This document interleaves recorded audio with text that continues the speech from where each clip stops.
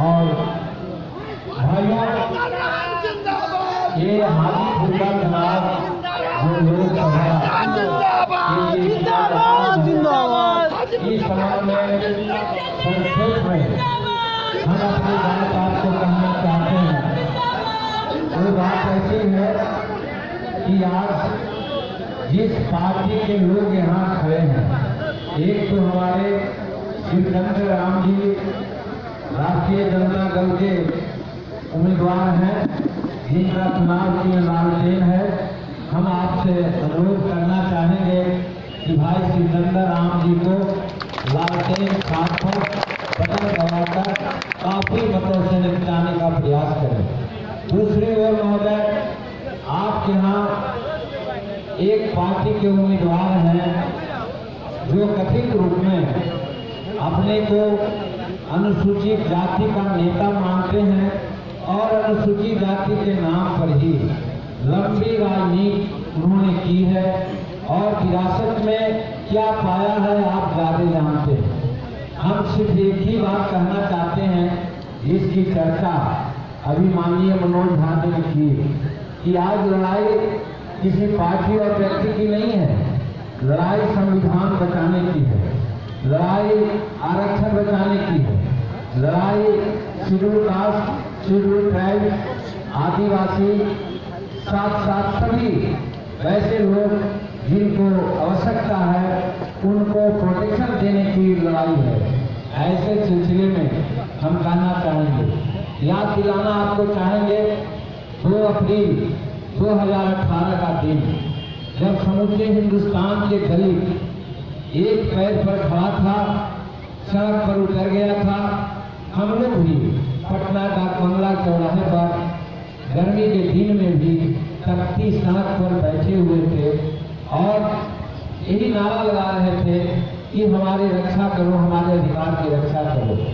आज जिस पार्टी के लोग यहाँ पर खड़ा है हमारे विरोध में, उसी के सुप्रीमो कहते थे कि ये उचक्के लोगों का जमात है, ये बवालियों का जमात है, शेड्यूल कास्ट से कोई मतलब नहीं है।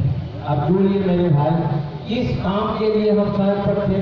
सड़क पर कोई शौक नहीं था, सड़क पर थे हम कि हमारा schedule caste, schedule tribe, atrocity act जिसको कहते हैं हिंदी में अनुसूचित जाति जनजाति अत्याचार निवारण नियम, जो 1989 में स्वर्गीय राजीव गांधी ने हम शेड्यूल कास्ट दलित और आदिवासियों को उनके खिलाफ हो रहे अत्याचार के लिए एक कवच के रूप में दिया था।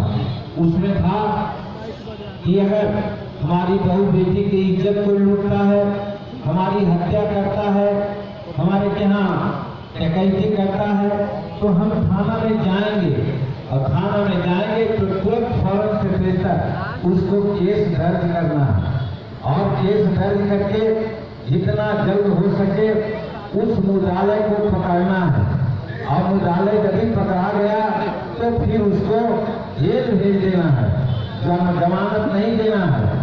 कोर्ट से जमानत हो जाए तो अलग बात है। इस चीज को हमारे भारत सरकार बहुत चालाकी से सुप्रीम कोर्ट के माध्यम से हमारे इसमें संशोधन, इस कानून में संशोधन करा दिया। संशोधन क्या था?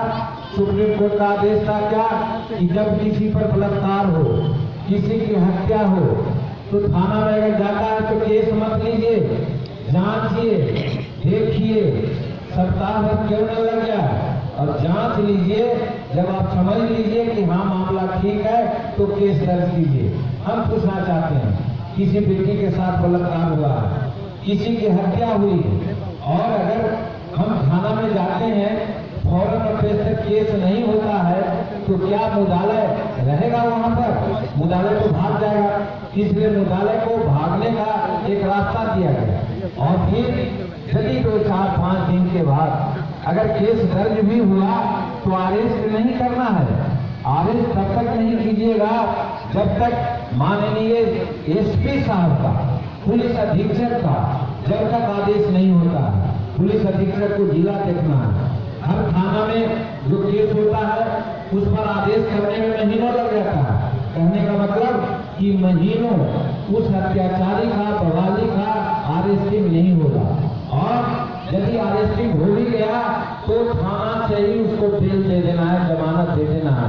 भाइयों, हम दलितों पर, हमारी बहू बेटियों पर कितना अत्याचार होता है आप लोग सब जानते हैं।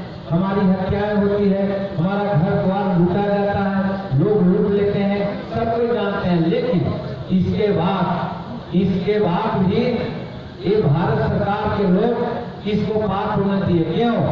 भारत सरकार ने सॉलिसिटर जनरल ऑफ इंडिया होता है, अटॉर्नी जनरल ऑफ इंडिया होता है, इसको पक्षकार नहीं बनाए और एक पक्षीय आदेश दिला दिए। इसी के लिए 2 अप्रैल 2018 को भारत के सभी दलित रोड पर थे, और जिस पार्टी के लोग यहाँ विरोध में लड़ रहे हैं, जो भारत के सत्ता के साथ है, वो लोग हम लोग को बवाली करते थे, हल्ला हुआ, सारी बात हुई। आज एक्ट तो बना लिया, जैसे के तैसे कर दिया, लेकिन एक कमी इसमें रह गई है। जब तक इस कानून को संविधान के 9वीं सूची में नहीं डाला जाएगा, फिर भी कोई कोर्ट में जाकर के इसमें सुधार किया जाएगा। इसलिए हम कहने के लिए आए मेरे भाइयों कि जो दलित का नेता बनते हैं, दलित का जो हामी बनते हैं, दलितों के अधिकार जहाँ छलन होती है वहाँ पर वो खड़ा नहीं होते हैं। तो वैसे दलित को वोट देने का क्या अधिकार है, ये हम आप लोगों से पूछना चाहते हैं। और यदि नहीं देने का अधिकार है तो हम कहना चाहते हैं, भाई सिकंदर राम जी लालटेन छाप लेकर के आए हैं, जो लालू यादव जी का छाप है, महागठबंधन का छाप है, उस पर बटन दबा करके आप लोग इनको भारी बहुमत से जिताइए। भाइयों, दूसरा मामला हम जान रहे हैं, हम दूसरी बात ये कहना चाहते हैं कि हमारा संविधान के प्रति जो बाबा भीमराव अम्बेडकर ने अधिकार दिया था, वो है आरक्षण का।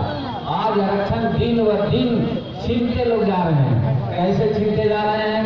भाइयों बहनों, हम कहना चाहते हैं, जब कांग्रेस का राज था 1960 के आसपास में सरकारी सेवाएं 80-85% थी, और 80-85% में हमको आरक्षण का लाभ मिलता था। तो कुछ हमारे लोग कोटा में जाते थे, नौकरी पा जाते थे। लेकिन आज ये जो माननीय नरेंद्र भाई मोदी जी की सरकार है, ये सभी चीज को प्राइवेटाइजेशन कर रहे हैं, यानी निजी क्षेत्र में ला रहे हैं। और निजी क्षेत्र में लाते लाते आज 35% ही सरकारी सेवाएं रह गई है। कहने का मतलब कि हमारा आरक्षण जो था उसको लोग काट रहे हैं। और बाबा भीमराव अम्बेडकर ने कहा था कि भाई आरक्षण का मतलब ये नहीं कि खाली नौकरी में दीजिए, आरक्षण का मतलब ये है कि आप निजी क्षेत्र में भी और आर्थिक लाभ में भी दीजिए। तो निजी क्षेत्र में तो ले जा रहे हैं सारी सेवाओं को, लेकिन वहाँ आरक्षण का लाभ नहीं दे रहे हैं। और तीसरी चीज, बाबा साहब ने कहा था कि जुडिशियरी में भी, न्यायपालिका में भी आरक्षण होना चाहिए। हम पूछना चाहते हैं, जो इतने बड़े नेता हैं हमारे शेड्यूल कास्ट के नाम पर आज हिंदुस्तान में सबसे लाभ लेने वाले में से इसी पार्टी वाले हमारे लोजपा के लोग हैं जो लाभ लिए हैं। आज क्या कर रहे हैं बैठ करके?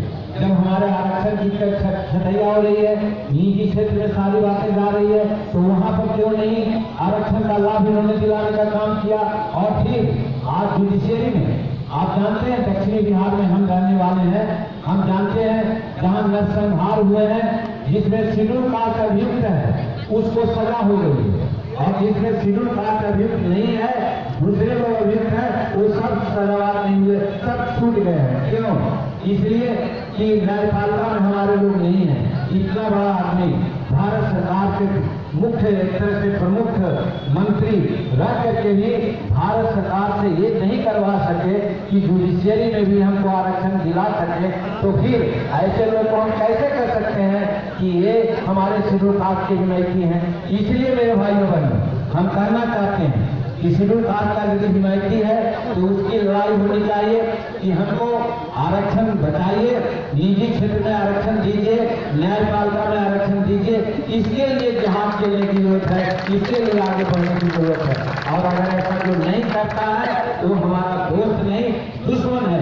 इसीलिए हम आप लोगों से खुला गुजारिश करते हैं कि आरक्षण बचाने के लिए, निजी क्षेत्र में आरक्षण देने के लिए, न्यायपालिका में आरक्षण देने के लिए, और अनुसूचित जाति जनजाति अत्याचार निवारण नियम को 9वीं सूची में डालने के लिए एक ही उपाय है कि महागठबंधन की सरकार भारत में बनेगी, शिवचंद्र राम जी सांसद होकर के जाएंगे तो ये तीनों काम हम लोग दिल्ली में बैठ करके करा लेंगे। ये आप लोगों से हम कहना चाहते हैं, ये आश्वासन हम देना चाहते हैं। इसीलिए आपसे अनुरोध है कि भाई शिवचंद्र राम जी को आप लालटेन छाप पर बटन दबा कर जिताने की बात कीजिए। और इसके बाद मेरे भाइयों है तो बहुत सारी बात। आज अपने को प्रधानमंत्री जी चौकीदार कह रहे हैं। चौकीदार बड़ा शब्द है, सेवक होता है। हम गरीब में से ही बहुत से चौकीदार हैं, यहाँ की जनता भी चौकीदार कहते हैं लोग, हम मानते हैं चौकीदार एक बड़ा ऊंचा पद होता है, मैं मानता हूँ सेवा के दृष्टिकोण से। लेकिन जो चौकीदार काम नहीं करता है, उसके घर में डकैती हो जाती है, तो वो चौकीदार को बदलना चाहिए ना। ये हम आपसे बताना चाहते हैं, हम बताना चाहते हैं। आपके घर में पैसे थे, बहू बेटी पैसा रखती थी, ये जब मोनेटाइजेशन किए अंधी के, तो हमारे सभी बेटियां बहू माताएं और हमारे और पूर्वज लोग जितने भी हैं सब पैसा बैंक में जमा कर दिए। और बैंक में जमा हो गया तो जानते हैं वो पैसा कहाँ चला गया? नीरव मोदी लेके चले गए, माल्या लेके चले गए, अनिल अंबानी लेके कहीं चले गए। और ऐसा 136 लोग पैसा विदेश में लेकर के भाग गया। कई 1 लाख करोड़ हमारा चला गया। तो हम कह सकते हैं कि चोरी हमारे घर में हुई, उसकी चौकीदारी आप नहीं कर सके, इसलिए आप सच्चा चौकीदार नहीं है।